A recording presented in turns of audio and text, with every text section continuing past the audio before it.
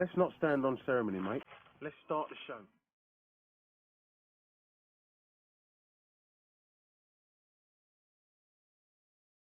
We would be honored if you would join us.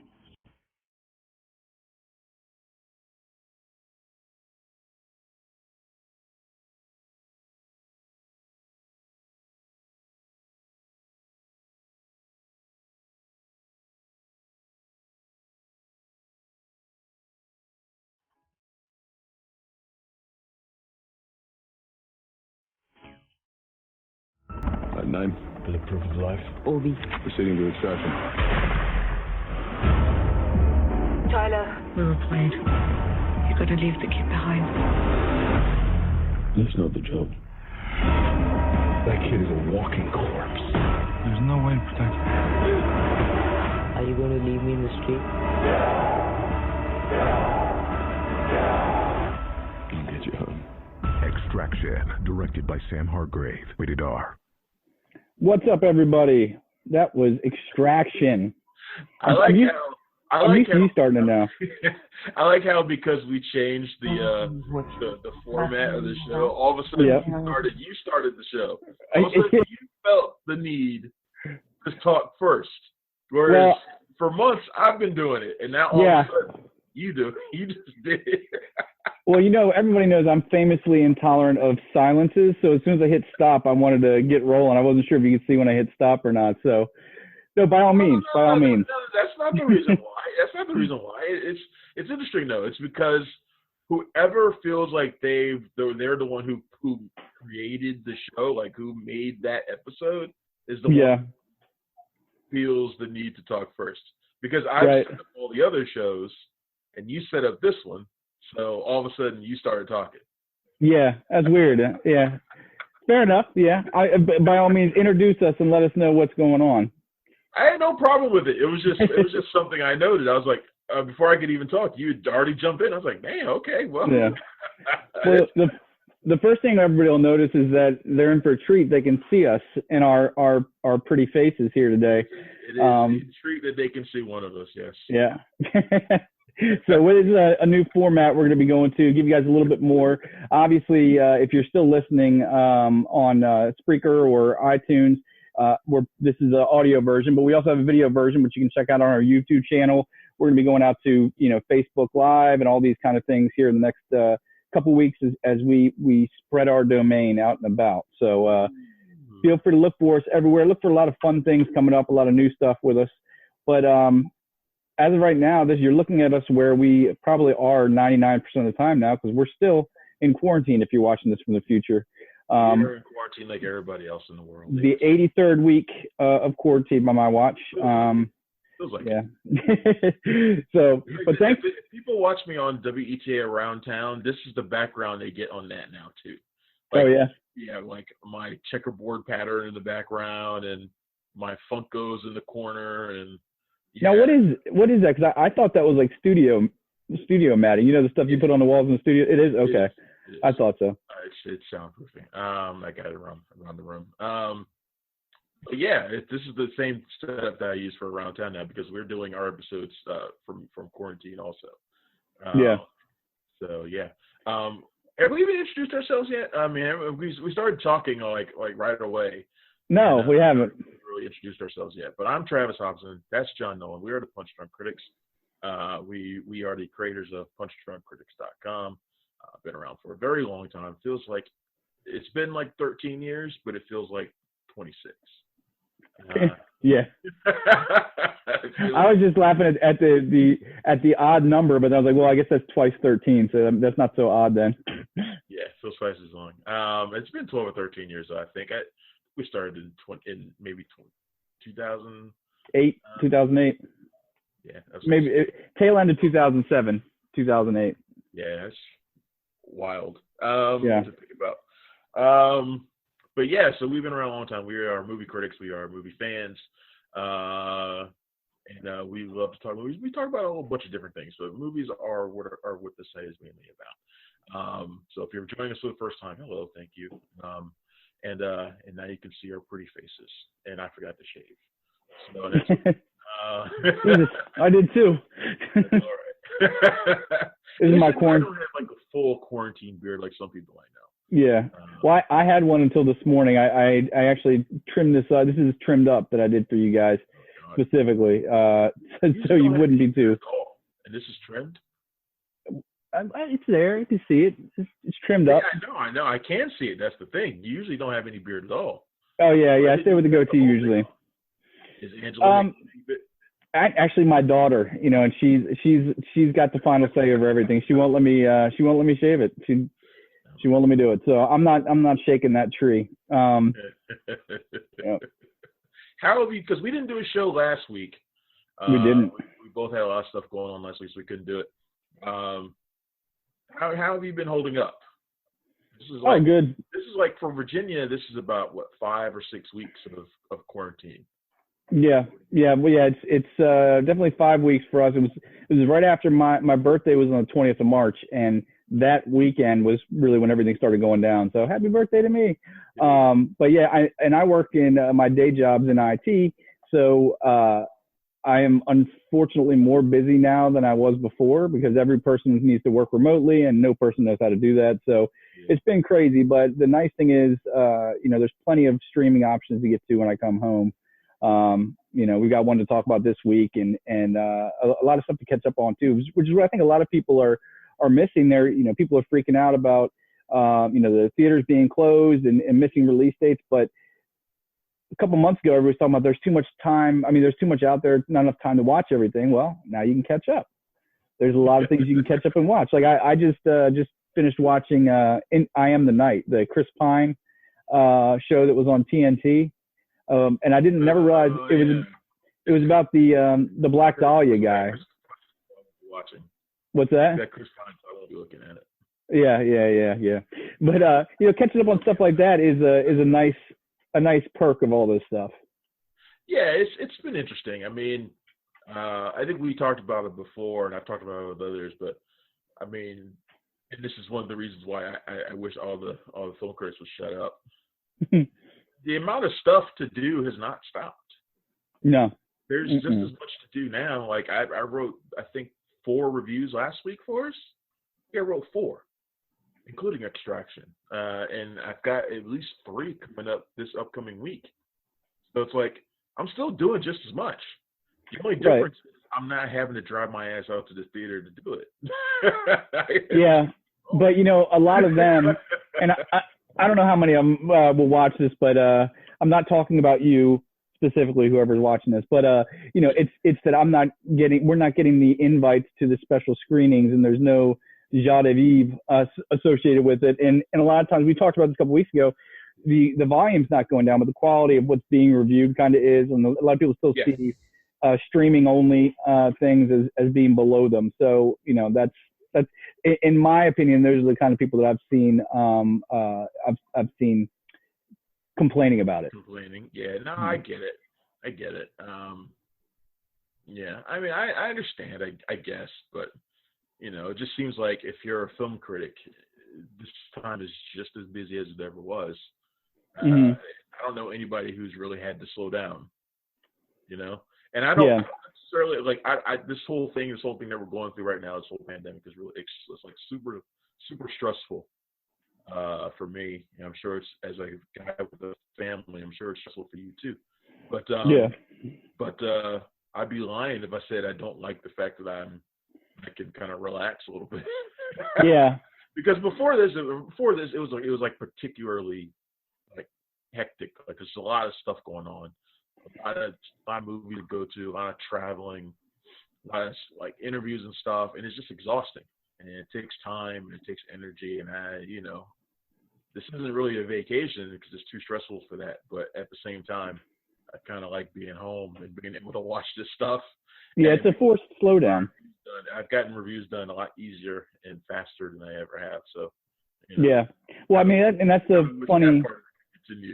Yeah, that's the funny silver lining to all this is that I was talking to Angela the other day, and I said, I wonder at the end of this thing how many families will be saved and how many families will be broken apart, because all of a sudden, we have dynamics that have shifted totally. You have people that work so much they never see their family and now they're stuck together all the time, and that's going to do one of two things. It'll either make them stronger or break them apart. And I'm sure this will be the subject of I don't know how many movies about this pandemic when it's all over. But it's a really weird thing. But the silver lining is it's kind of a forced slowdown for a world that was constantly going too fast and didn't know how to stop it all.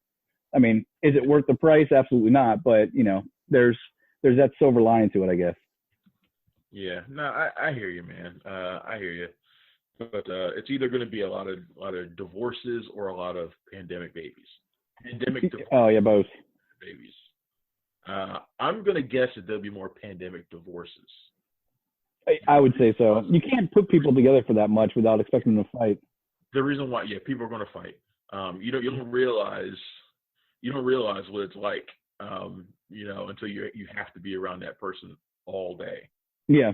You may not want to go to work, but you kind of need that break from that person. Like, you don't realize it until they're there all the time. Yeah. At the same time, you also got to come out of this too. So I expect that we're going to see a lot of pandemic divorces. Yeah. At the end of this.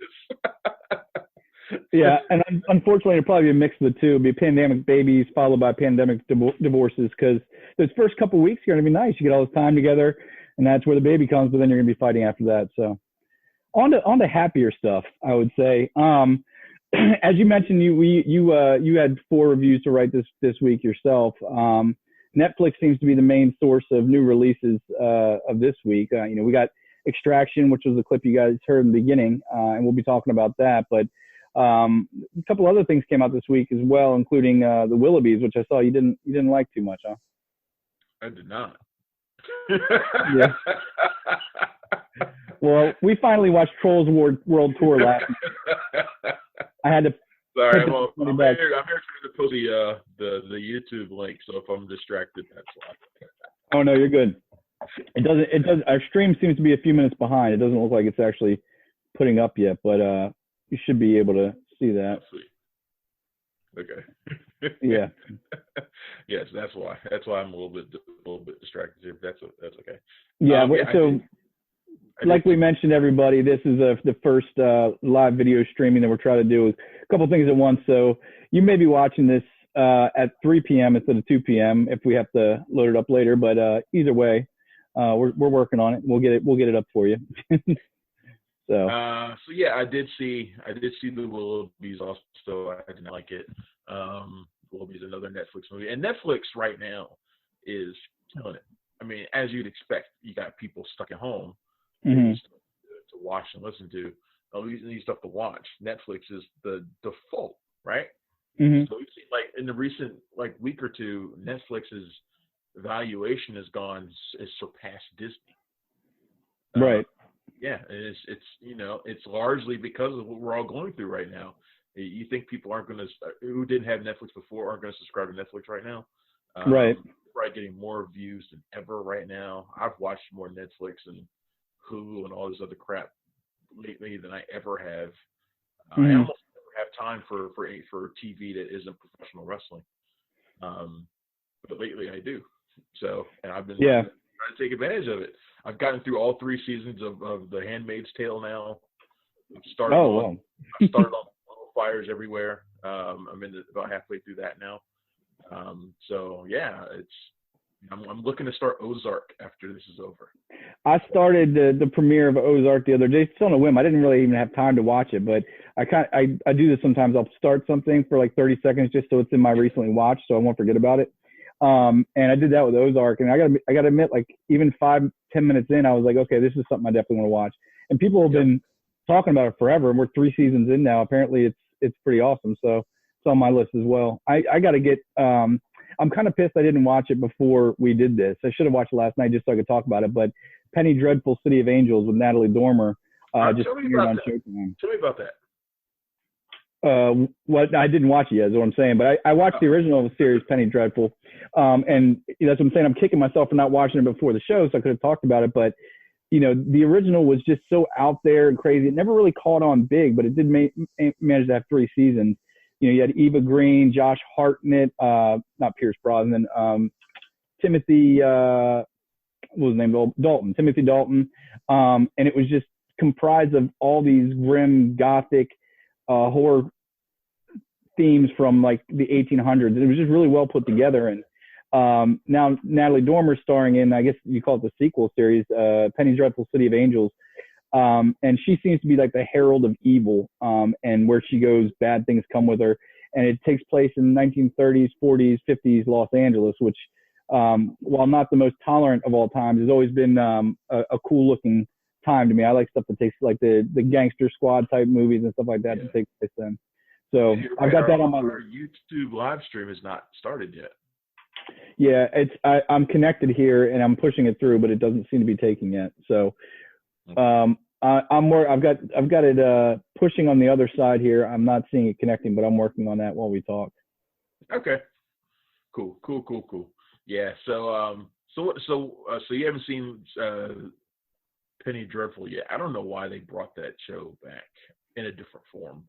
I don't know either, but this one actually does look more interesting than the last one. I mean, the other one was more straight horror, but this one just seems like just that time period, man. 30s, 40s Los Angeles, just it's a compelling time period. Interesting. Yeah, so not that you'll already be listening to this if you're watching it, but we will maintain the 2:00 start next week. Everybody, if you're listening to this, we just have a couple of kinks to work out with this. We're gonna try. We're gonna try. We're close to that, but the streaming piece will be okay next week because I think I see what the problem is.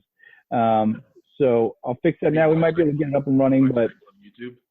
What's that? You mean why it's not going to YouTube? Yeah, why it's not streaming there as we are. After I've sent out links saying, "Hey, join us on YouTube." I told you when I set it out that it wasn't working yet. I'm gonna get the messages being like, "Hey man, it's not working. I'm not seeing anything."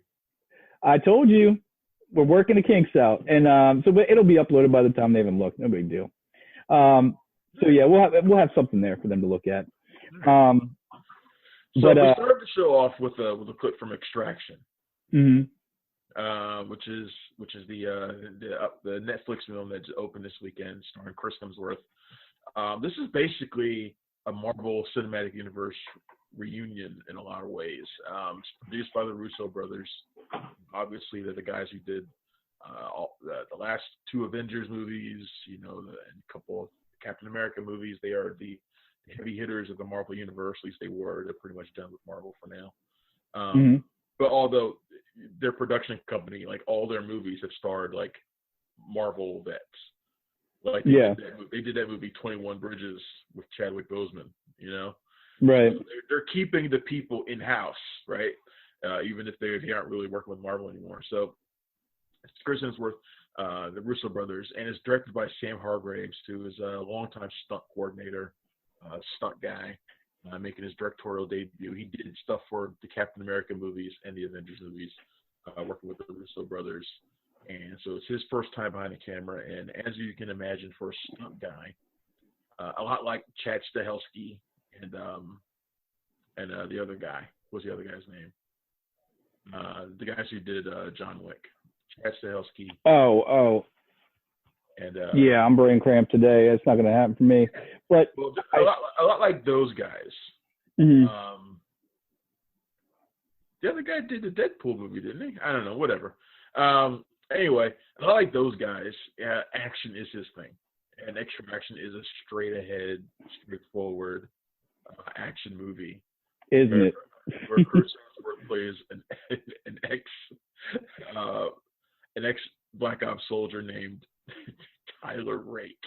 The goddamn name makes me laugh every time. That is an awesome action name. I don't care what you say.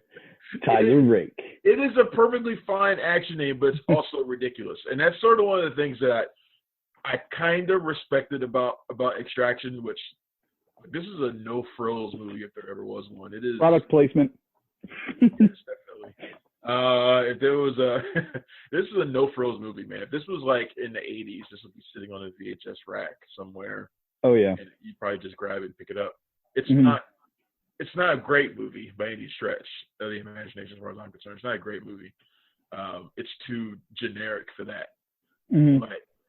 But I still kind of respected it because I think it's sort of tongue in cheek. Also, I wish the script was a little bit lighter. But I think it's fairly tongue in cheek. I mean, Hemsworth's character Tyler Rake, he's a guy who he has a troubled past like all these characters do. in these movies. And the movie begins with him waking up in a drunken stupor and then jumping off of a cliffside over a waterfall and meditating at the bottom of the lake. Yeah, that kind of got me. Simply absurd. And it's like, come on. And I was like, and in my review I wrote, I expect like a Keanu Reeves character to do that. Right, but isn't Chris Hemsworth almost like a Australian Keanu? I mean, he's almost there. And yeah, you know, the only time the storied career of those kinds of off. Not yet. Them to have that. Not yet, but you can see him getting there because he's been embracing those type of roles. But he, you know, the thing is, the movie is, you know, it's tongue in cheek in some parts. I mean, even you mentioned the name. They even make fun of the name at one point in the movie. They make fun of his name when him and the kid are talking. And really, that was the lowest point of the movie for me. And that was the only place that really kind of fell apart, was trying to force this, not force, but try to. There's a really lame and melodramatic scene between him and the kid he's trying to rescue. Yeah, and the kids. They could have left that out. And for those who don't know the plot, we haven't explained what the plot is. We don't want to talk too much about plotting, but basically he plays an ex-Black Ops soldier who is hired to rescue the kidnapped son of a Bangladeshi drug dealer, who's imprisoned, by the way.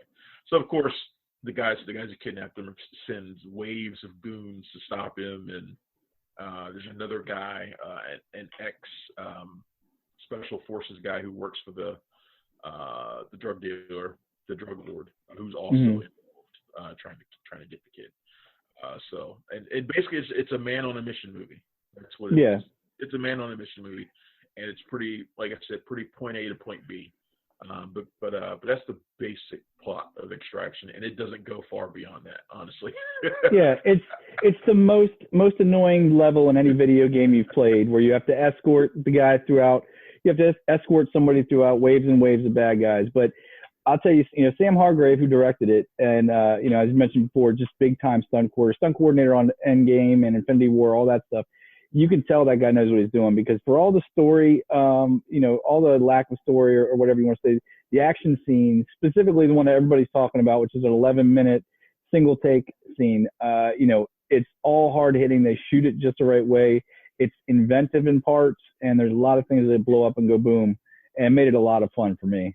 No, I agree with you. The action is by far the best part, and Hargraves, you can tell he's really studied what the Russos did. Because you look at the Russos, their style of fight choreography is very different than anybody else in the Marvel Universe. It's like, you remember that first time you watched Captain America, the Winter Soldier, right? They had that opening fight scene on with Batroc, and it looked like nothing else you had seen from Marvel up to that point. Right. Then the fight scenes in Captain America's Civil War looked like nothing you'd seen from Marvel up to that point. Hargrave is clearly studied, is clearly kept his eye on stuff they've been doing. But I also saw a little bit of Gareth Evans in there, a little bit of the Raid's Gareth Evans in there, some of the action. There's some really brutal stuff that happens in there. There's a scene with a pitchfork. Oh God, yeah. There's some really tough action in this. And yeah, he's a director that I want to see do more stuff. I feel like, and I don't know, we'll get across this and around when we start talking about news, but Gareth Evans revealed the full plot of what the Raid 3 would have been if he did it, which he's not going to do it. So he just gave away the entire story, like from start to finish. And yeah. It's shit to somebody like me who wants those movies bad. But I feel like there's this gap of action movies like that. Like, and not like the kind we get all the time that we get for streaming all the time. Like, that we always get. They'll have like all these, guys like Scott Adkins in them and stuff like that. Yeah. I mean, like, it was like they aren't bad, but they're just sort of generic. Yeah. Like, I want to see like a big Hollywood action movie again. The last one they really tried was Atomic Blonde, and I didn't really care for the story in that one so much. Yeah. So right. I'd like to see Hargraves get a little bit something bigger to handle, something bigger to do. Well, if anybody's going to, it's going to be the guy who makes this movie that does really well. It's number one on Netflix, whatever that means, transitions to. And the guy who's got his, got his card in with the Russo brothers and with Marvel. I mean, and this is his directorial debut. But the guy's done stunts on all those movies you just mentioned. And obviously he took his cues from the Russo brothers, like you mentioned. But he was integral to those movies and getting the stunts done on them. And so he knows his way around an action scene, knows his way to shoot it, obviously, from this movie. So if anybody's going to get that chance, any unknown's going to get that chance, it's going to be him. Right. Yeah. So yeah, like I said, the Russos are going to keep putting out movies. So I'm sure they'll be giving them more opportunities. I feel like this is a movie that Netflix might try to build into a franchise. They don't. It's like the one thing they don't have. Like they have series, so many series. They don't have like that movie franchise outside of All the Boys I've Loved Before, right? Right. They don't have that blockbuster style franchise yet. And right. They might try to build one out of this if they can. Well, almost to be an anthology style then too, just with like different extractions, different places, and we won't talk about why. But we don't need to. I mean, I think the ending of this one makes it clear that there is a chance for them to be. I didn't take it like that. I thought that's what happened at the end. The final image is basically like, hey, if they left the ending just open enough. Yeah. If nobody watches it, they can pretend it never happened. Like the door wasn't open, but you could see through the keyhole. But if people do watch it, they're gonna be like, "Oh, well, okay, so there can be a sequel." Yeah, I guess. Yeah, I mean, they could have used it to leave that open. I didn't take it as being anything more than what it seemed, but yeah, I'm stepping over minefields here, but. Let me ask you this. So Extraction, I guess we said number one on Netflix this weekend. And it really kind of shows, what do we think this would have done in the theaters? And then would another movie, look, Chris Hemsworth, another movie of his, Black Hat, that came out and kind of got forgotten. It got forgotten right away. If that movie comes out on Netflix, is that a number one for the weekend? I mean, Black Hat came out right now. Mm-hmm. Black Hat was David Mamet, right? Mm-hmm. Yeah. If Black Hat came out on Netflix this weekend, it would be number one. Right. So it's like some movies are just do much better on streaming platforms. The problem is Chris Hemsworth. Nobody goes to see his movies outside of Thor. Yeah. Nobody pays to see his movies outside of Thor. And it's not as if he has like a bad track record outside of Thor either. He has a pretty good one actually. Mm-hmm. At times, El Royale is pretty freaking awesome. Yeah. Why would you see it? That's true. 12 Strong. Black Cat is a divisive movie. I get it, but I think in general it's well received. It was well received, but nobody went to see it. Mm-hmm. Nobody wants to pay to see him. Nobody wants to see him play anything out other than Thor, which is ridiculous because the guy's awesome. He's just too. But I guess they paid to see him in Snow White and the Huntsman. I don't necessarily think that was about him. That was about Stewart and Snow White. It wasn't really about him. Right. So it seems like people don't want to see him do anything but play Thor. And I don't know if it's because he's almost too perfect. Right. People can't believe him, can't buy him. I don't know what it is. In fact, they don't pay to see any Hemsworths. People don't pay to see anybody named Hemsworth.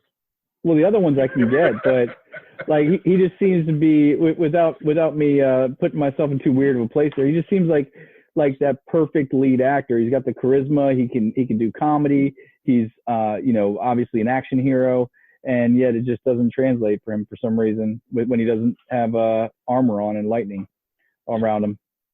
Yeah, I don't know what it is, but we need to stop assuming that because you're a Marvel star, it means you're a star outside of it, and this extends to pretty much everybody in there. Right. Pretty much all of them, actually. It extends even to Robert Downey Jr. Well, Sherlock. Doolittle showed us that. Right. He hasn't really had a hit movie outside of Iron Man in a long time either. I can't even think of any regular movies he's had, hit or not, outside of Marvel movies. He just did Doolittle. Yeah, Doolittle. I know. He had The Judge a few years ago. Let me see. He's done a couple of things outside of it. That was 2014. So in 6 years, he's only done Doolittle outside of Marvel. He was in Chef with Jon Favreau. Yeah, 2014, and then Due Date was 2010 before that. Okay, I'm sure Sherlock Holmes was before that. Due Date? Yeah, Due Date, remember, with Galifianakis? Oh, God, yeah. Yeah. What year That was was 10 years ago. That was 2010. So he's only done, including his other franchise, Sherlock Holmes, he's only done a handful of movies that weren't Marvel in the last 10 years. Right. When was the last Sherlock Holmes movie? Last Sherlock Holmes movie was 2011. Glad to see we have your full attention here. I've got the WWE 2K season up, so excuse me. Yeah, 2011 was. I'm on a reclamation project for that game right now. I'm trying to get it to the point where it's fun. I saw a post from you on Facebook about that. Yeah, Sherlock Holmes 3. I've got it set up now to the way I like it, and it's actually, I think they patched it enough to where it's playable. It's actually not bad right now. So I'm gonna try and start streaming some of it pretty soon. I used to stream my last WWE 2K19. Yeah, I was gonna say, don't worry, you guys will be able to get to see Travis play that game soon in no time. We'll be reaching out to all those different avenues. But I need to get the whole thing set up so I can stream my Animal Crossing adventures. So who do you think? Now you run me down an interesting rabbit hole, because I mean, you think if anybody is going to be successful outside of Marvel, it would be Robert Downey Jr. But really, I mean, it seems like Chris Evans, maybe Scarlett Johansson are the only two that can really move outside of it that well. I mean, Chris Evans, I think the biggest piece of proof for Chris Evans was Knives Out, because it showed that he could go back to that old silly Chris Evans that he was before he played Captain America. What are we talking without an issue? Are we talking about successful in terms of creative, or are we talking about successful as in people want to pay to see them? People want to pay to see him. People have paid to see Chris Evans do anything. They didn't pay to see him in Knives Out. Yeah. That movie wasn't about him either. That was an ensemble. It was as much about the group of people that they had together than it was about him. I don't necessarily think that was about him. Yeah, fair enough. That's true. People haven't really paid to see him either. People have paid to see Scarlett Johansson though. Yeah. People have paid to see her. So she can boast that, like Lucy and whatever you want to say about Ghost in the Shell made some money. Yeah, I was gonna say, did they really pay to see her in either one of those? Did Lucy do well? I don't remember Lucy doing well. Lucy did extraordinary. Did it? Lucy made like over $400 million, if I remember right. Huh. Okay. Maybe I'm misremembering it, but yeah. I mean, so if that's the case, then yeah, but Ghost in the Shell lost money. Yeah. And then, yeah, I don't know. Strange. I mean, I guess, that's just more proof to show that it's not about movie stars as much. I mean, Marvel cast perfectly and they've got movie stars, but it's about the. Lucy made $463 million. It only cost $40. Maybe that's why I remember, because it did. I knew it was surprising in one way or another. It was either that it didn't make any money or it made a lot of money given how crappy it was. It wasn't crappy though. I like Lucy. Yeah, it was crappy. The only problem I had with Lucy was the ending. The ending sucked, but I liked the movie. I think it's largely because that movie was a success that they did Ghost in the Shell at all, because the movies are fairly similar in a lot of ways. Yeah. Ghost in the Shell was a mistake just because it's just an adaptation that I don't think works culturally. Like a lot of these Japanese manga and anime adaptations don't really work all that great. Just why I'm like, they're trying to do a One Punch Man movie, and I was talking with our friend Julian Lytel, and I was like, I don't think it's going to work. He thinks it will. I don't think it will. I like One Punch Man as a concept. A hero who basically can defeat anybody with a single punch. And he's like on a journey to find someone who's a worthy opponent. Great idea.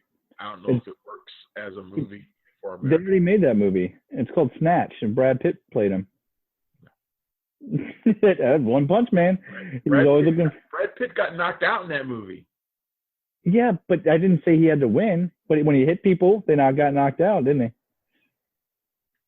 So One Punch Did he Man. not knock people out with one punch in that movie, or am I not remembering that right? A lot of people who've knocked out people with one punch. He did it multiple times. We could talk about Brain Smasher with Andrew Dice Clay if you want to talk about movies that people can get knocked out with one punch. I mean, that's not the point. I'm saying that was his thing, though, is that in that he could knock people out with one punch. It was a defining thing for him. Him and his Hopson, you know. Really, you went after Dice Man. I mean, honestly, Brain Smasher is as close to One Punch Man as anything else we've seen from American movies. I don't even know what I've never even seen anything about One Punch Man, but now I got to look up Brain Smasher. I'm not really a manga guy, but it was Brain Smasher. It was Andrew Dice Clay and Terry Hatcher, I believe, wasn't it? It was. Check out this synopsis. It's got a picture of him in all his helmet head glory. Sam Crane, a professional model, is asked by his sister to smuggle a package from Europe to Portland. Oh, wait, is Sam Crane? Okay, that makes more sense. Sam Crane is Terry Hatcher, not Andrew Dice Clay. I was going to say, if he's playing a model, all right. Oh, God, Dice. That's funny. That was not a good movie, by the way, but I watched it a lot. It used to come on Cinemax late. Oh yeah, it's definitely one of those movies. It's there's plenty of movies. Terry Hatcher is super hot in it, so I mean. Well, yeah. It's like the height of Terry Hatcher around that time. Oh, 93. She was just getting ready to do Lois and Clark. It's like peak Terry Hatcher. Yeah. That's like Seinfeld appearance, Terry Hatcher. Like with that episode of Seinfeld. They're real and they're spectacular, yeah. That episode, gosh, she was amazing in that episode. That was her, right? She was the real and they're spectacular girl? Yep. Or woman, excuse me. Yeah, that's peak Hatcher. So. Yeah. Holy crap. Terry Hatcher was in Night Court. That's you want to talk about throwback shows that I used to love as a kid, and I have no idea why, because a kid has no right liking Night Court.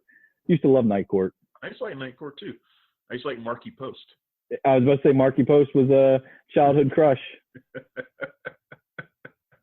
Probably where I got my love of magic, trying to be like the judge. Oh man, he basically like Harry Anderson. He did that show, and then he did Harry's World. Yeah. I don't think he did anything after that. I think that was it. He called it quits. Yeah, because I mean he died a few years back, yeah, and I think that was one of the things. Yeah, he. I don't remember that. I'm almost 100%. Yeah, he died in 2018. And I remember him in It. He played himself in an episode of 30 Rock, but that was pretty much all he did since 1997 in Dave's World. Now I'm looking at it because I don't remember that at all. It may have totally slipped my mind.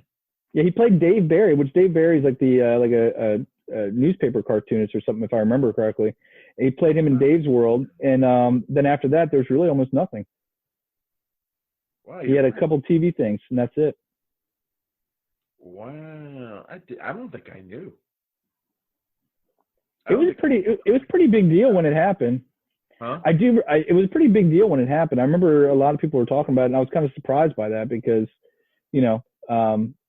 I didn't think he was that big of a deal. But I do remember, for some reason, I always will remember his Tales from the Crypt episode. I don't remember it. Yeah, there's like maybe 5 episodes of Tales from the Crypt that I'll never forget, and that was one of them. So somehow we went down a really weird rabbit hole, and now we're talking about Night Court and Harry Anderson, but this is quarantine stuff, man. There are a whole lot of movies to talk about. I mean, we talked about Extraction. I mentioned The Willoughbys, which sucks. You know what I saw, which was interesting though? I saw Robert the Bruce. Did you watch? You didn't watch that? Not yet, but I was a big fan of Outlaw King. I was a big fan of Braveheart, and there's. I'm really curious to know what you think about Robert the Bruce, though. I reviewed that for punchdrunkcritics.com. You can check that out. All my reviews this week. What did I review this week? I reviewed Robert the Bruce. Willoughbys, Robert the Bruce. I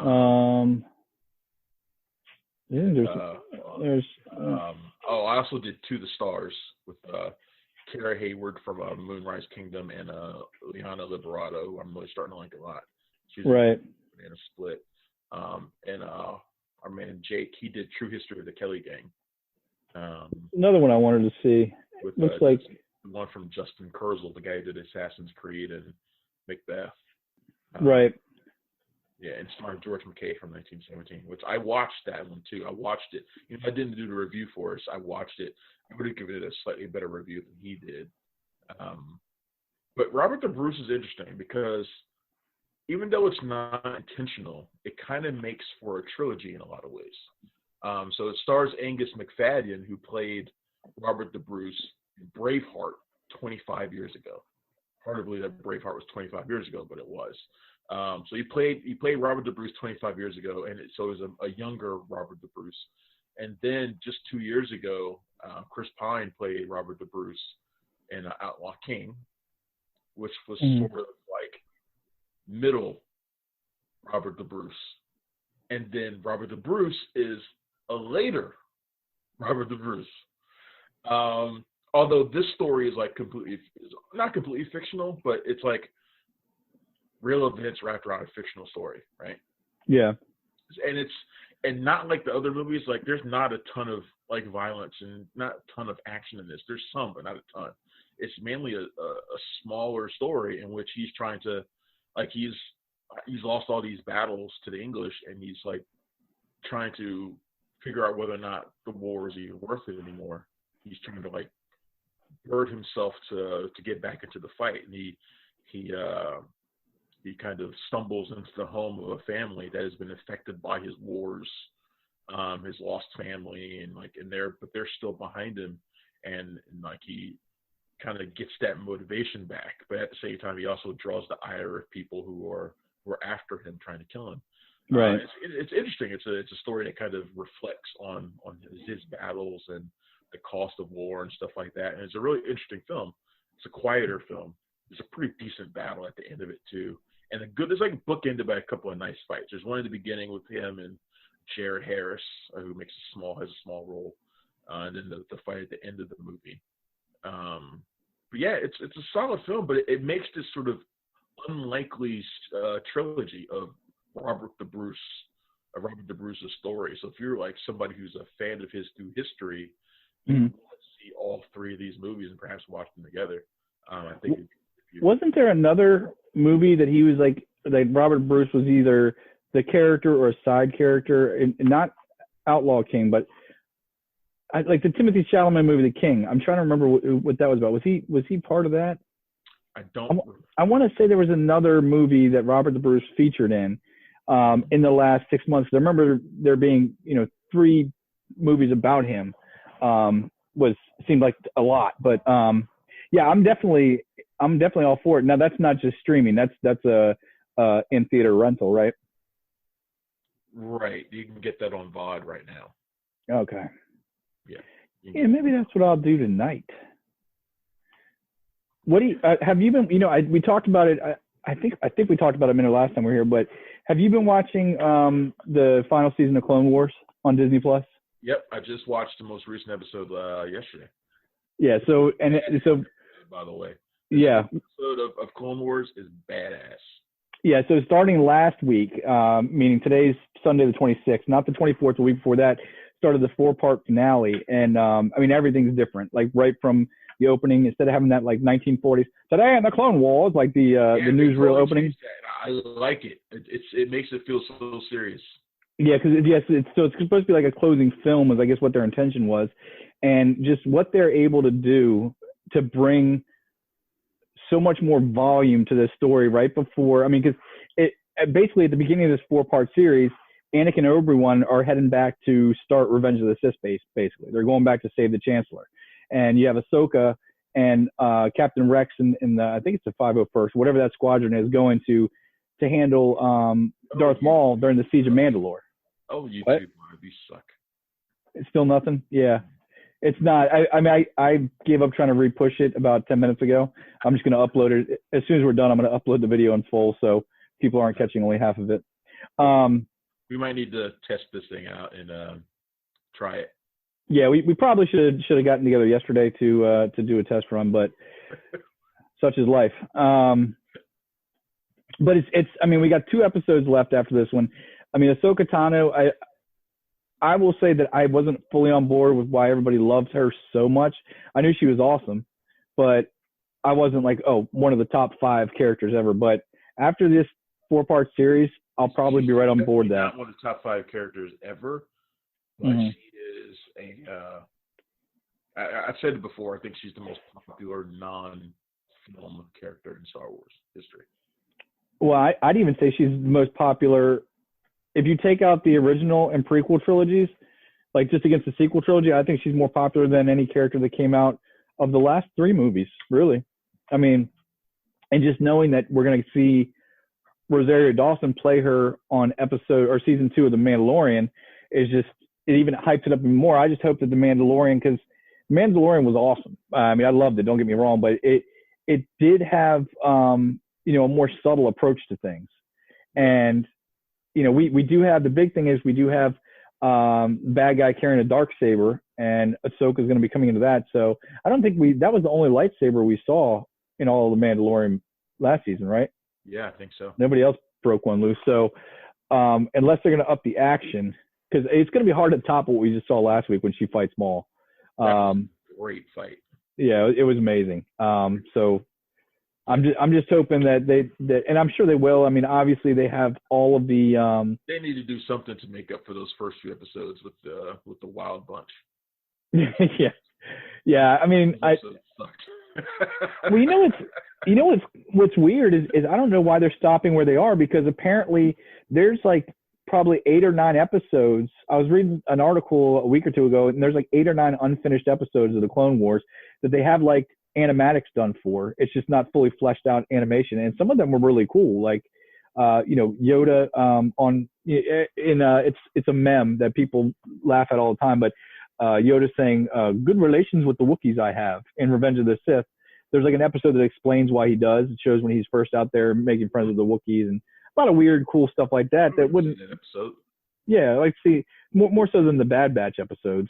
Like you mentioned, it really seemed like Canon Films makes a Star Wars movie. Is what the Bad Batch seemed like. I could not stand them. I could not stand those episodes.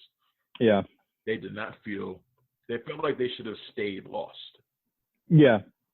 I mean, they didn't need those. If anything, even if you weren't going to make more Ahsoka episodes, it just detracts from it. Just make it a 4-episode shorter series. But make it a 2-hour movie of just Ahsoka.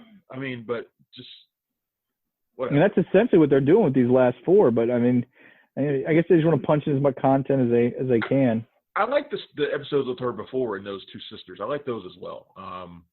Yeah, those are pretty good. A really good way to because the reason why those episodes exist is because you need to reintroduce Ahsoka to people who don't know who she is, why she did what she did, where she's at. They don't know what her character is.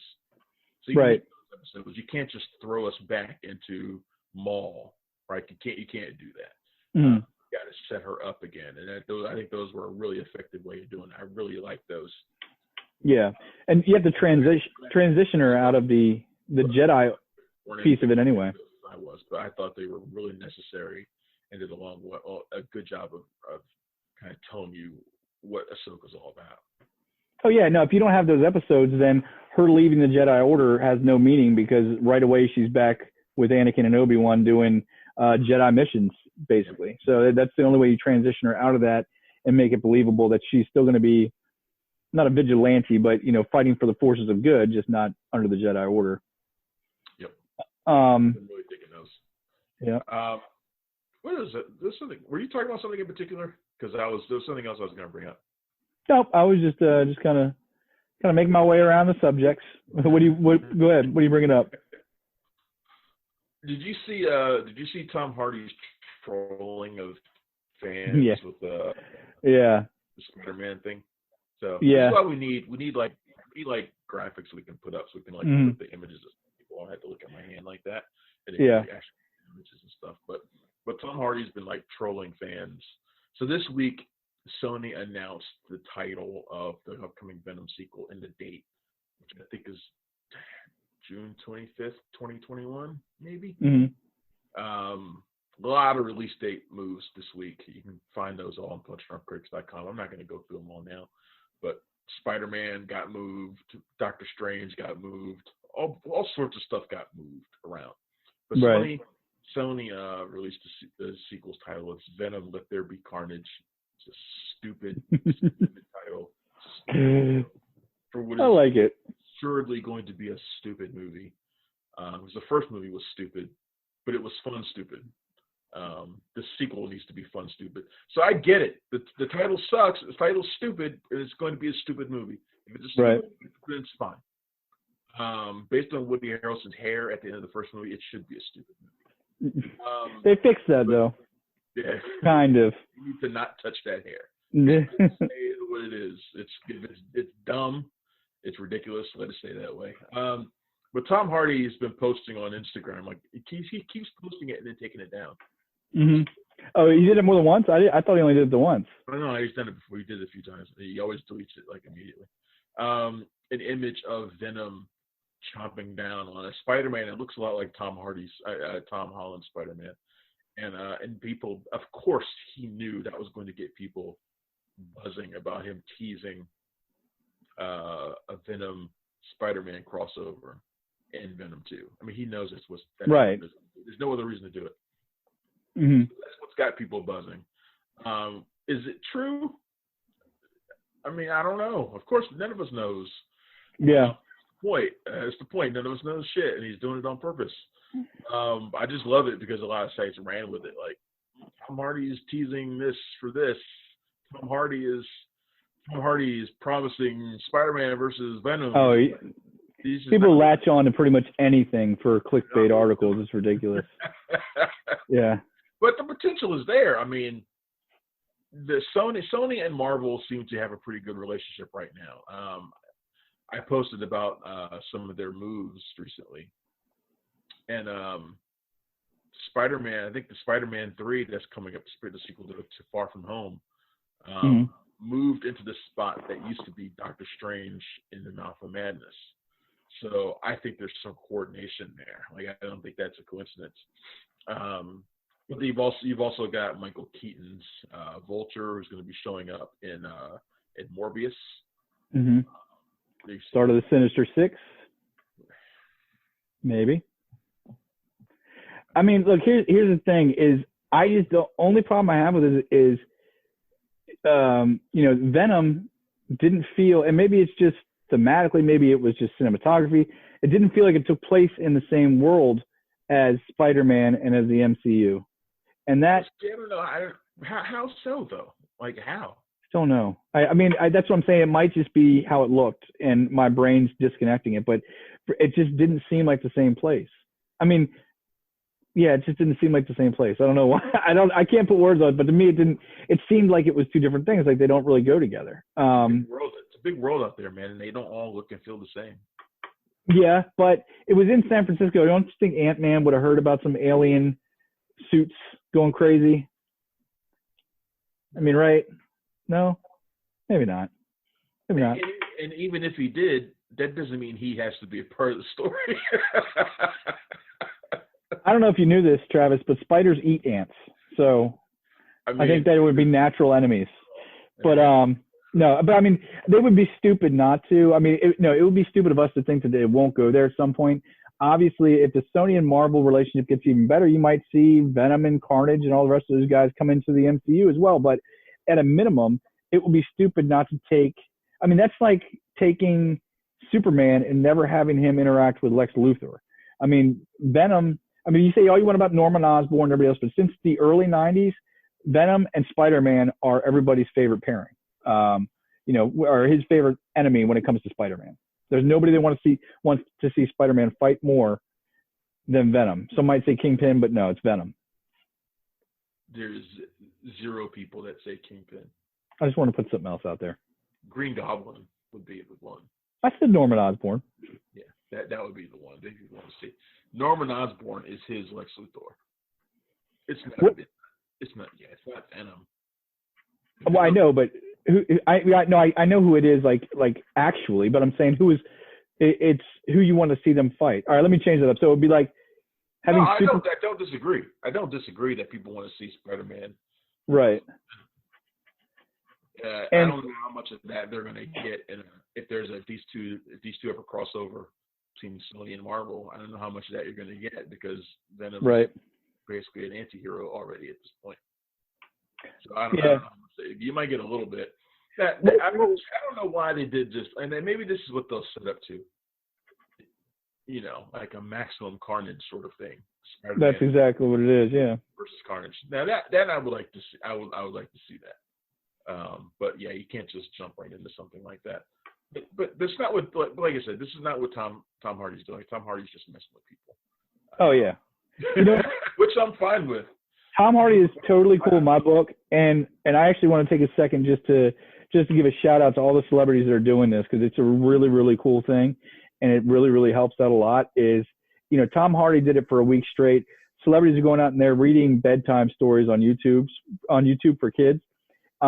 And he did a bunch of them. James McAvoy did one, Kristen Bell, all those people. But it's the coolest little thing, and the kids love it. But I got to say, it's awesome for me to have Uncle Tom Hardy read my kids' bedtime stories. So I want to say thank you to him for that, above all else. Better than you, right? Absolutely. I can't even read. That's why I talk here. If you guys look at the site, you won't see very many reviews from me because I can't do words good. So I talk. As you just evidenced with that line, with that sentence. Exactly. You see what I did there? I try not to correct you. I try not to correct you when you do stuff like that. Like when you say that, it makes me more busy. I'm like, there's a word for that. It's called.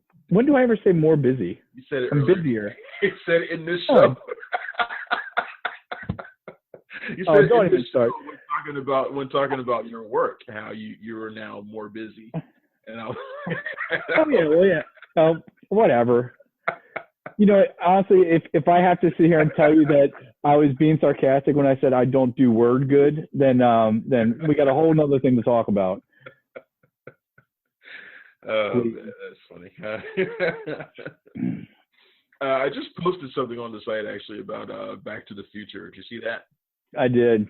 How the writer Bob Gale has settled the debate, and this is a stupid debate, but honestly, it has been going on for 30 years. You know, yeah. About the future and why Marty McFly's parents don't recognize him when he returns to the present. I always thought it was obvious why they didn't recognize him, because it's been like how many years? Like 20 years. 30 years, yeah. I mean, I wouldn't recognize some kid. I can't remember how many years it was between their time that they were in high school to when to the press to 1985 for them. I can't remember how many years it was exactly. But, right. But it was 30 years. It was 30 years from 1955 to 1985. Okay. 30 years. Okay. So so Bob Gale, and this is the value of being a celebrity, that you can just throw shit out there and it snowballs into stuff like this. So there's James Gunn, who started all this, Guardians of the Galaxy director, and he was doing the 5 perfect movies thing that they've been doing on Twitter lately, and he mentioned Back to the Future as a perfect movie. He's also started this debate about perfect movies versus favorite movies, which is the debate I have every year with myself when it comes to like top 20 time. You know, when every time somebody asks me what are your 5 favorite movies, and I'm like, does that mean movies I think are the best, or movies that are just my personal favorite? You know, that's the debate, and I always come down on, if they're your favorite, then they're perfect to you. Who fucking cares? So that's where I land on it, and he pretty much came up with the same reasoning, but he said that Back to the Future falls into his perfect movies category, but he always has that one thing, which is like, why don't his parents recognize him when he comes back into the present? And that got Chris Pratt involved. Chris Pratt jumped in and basically said that, you know, his parents probably don't recognize him, you know, from 20, 30 years ago. They recognize Calvin because he went back in time as Calvin Klein. Mm-hmm. They recognize Calvin Klein. They might even recognize, hey, our son has kind of a resemblance to this guy, but they only know him for a few days, you know, in years. So it's like, why would they ever think that it's their son? Why would they ever think that? And he's right. Yeah. The writer of the movie, Bob Gale, came in and basically said, Chris Pratt is right. You know, I can read his statement real quick, which just only take a moment. Yeah, I mean, while you're pulling that up, it's tantamount to everybody had that friend whose cousin came into town for a weekend or a week or so back in the day. And if you tell me that you could pick that friend's cousin out of a lineup, then I'd give you a shiny nickel, because it's just not the case. You're not going to remember that. It doesn't work like that. So here's what Bob Gill said.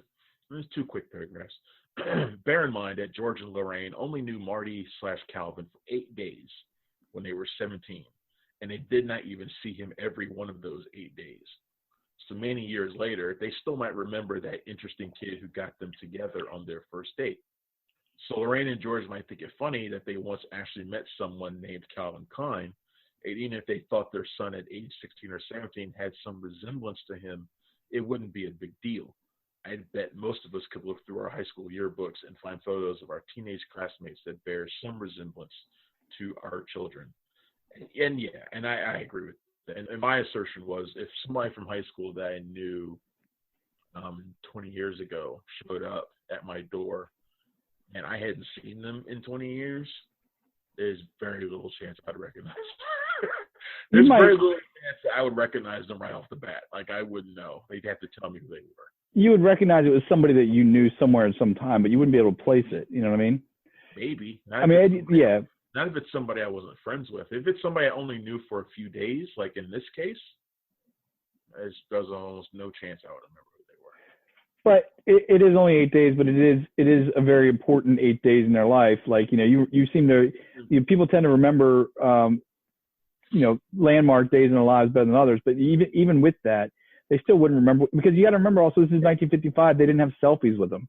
They didn't even have a picture with them, probably. They didn't have any pictures of them. So you're not looking at pictures of these people all the time. But also, yeah, he was important to them for those few days that they knew him. But those days still weren't about him. They were about each other. Right. So it was his whole reason for being there was in bringing them together. So it was those days were important because they got together during those days, not because they met Calvin Klein.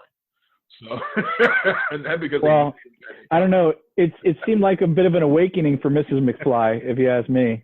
Those original moments with Calvin Klein in her bedroom. I never thought that hard about Back to the Future's plot. I just never did. And you can't. It's time travel. It's not one of those movies that I have that sort of reverence for that other people do. I mean, I liked it, and that's just sort of where it ends for me. But a lot of people sit around and like analyze and analyze the movie, and like I said, they've been debating it for over 30 years, and I'm like, Jesus Christ, I just never thought about it that hard. But then again, I don't think about any of these things that hard. Like, there are people who break down these movies all the time to ridiculous degrees. Every movie. Well, that's the thing, is you can't. The movies are made to be entertaining, not bulletproof.